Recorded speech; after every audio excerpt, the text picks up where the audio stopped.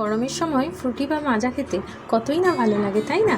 আর এইরকম ফ্রুটি আমরা বাড়িতেই বানিয়ে ফেলতে পারি, তাও আবার মাত্র 10 মিনিটে। ফ্রুটি বানানোর জন্য আমি 3টি আম নিয়ে নিয়েছি, 2টো পাকা আর একটা কাঁচা।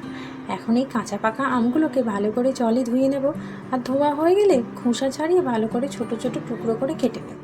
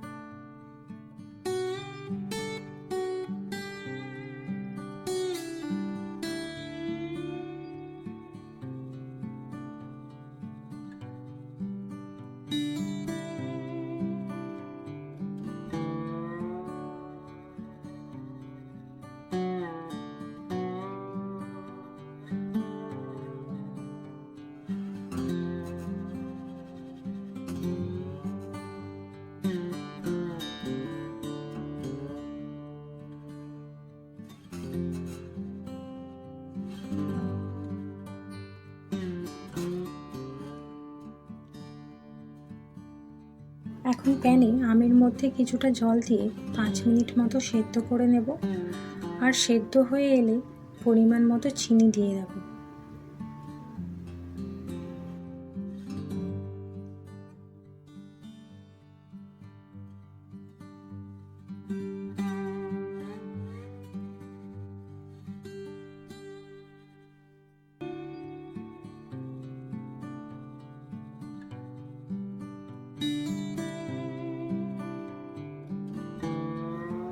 মিশ্রণটিকে কিছুক্ষণ ঠান্ডা হওয়ার জন্য রেখে দেব, আর ঠান্ডা হয়ে গেলে এটাকে মিক্সিতে একটা স্মুথ পেস্ট বানিয়ে নেব।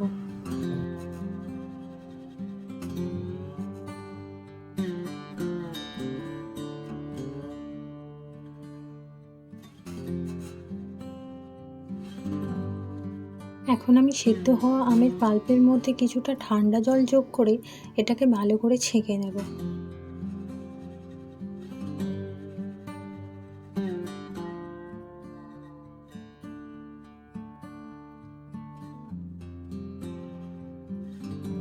কোনো রকম প্রিজারভেটিভ বা রং ছাড়াই আমরা বাড়িতে বানিয়ে ফেললাম ফ্রুটি বা ম্যাঙ্গো জুস, যেটা খেতে কিন্তু অসাধারণ।